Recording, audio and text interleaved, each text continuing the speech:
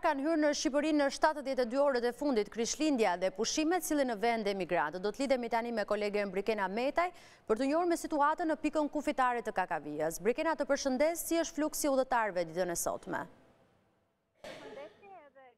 Krishtlindjes për të gjithë, ashtu siç edhe pritej në fakt, pika kufitare e Kakavijës është pothuajse boshatisur ditën e Krishtlindjes. Fluksi i lëvizjeve ka shënuar rënje që 24 orët e fundit, ku krahasuar me ditën e shtunë, e diela ka patur një shifër prej rreth 6.000 personash që kanë kaluar këtë pikë kufitare në hyrje, ndërkohë që po i ulet ka qenë ritmi i lëvizjeve edhe në dalje të territorit shqiptar. Pritet që lëvizjet vazhdojnë me këto ritme deri në fund të vitit për të rifilluar sërish fluksi kësaj here në dalje ditët e para të vitit 2024.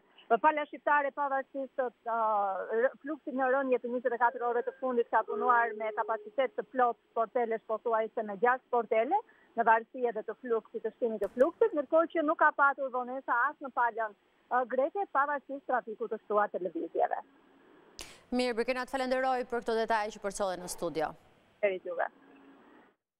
Këto ishin dhe informacionet e fundit tu në News 24, bashkë do shihemi sërish në edicionin informativ të orës 11.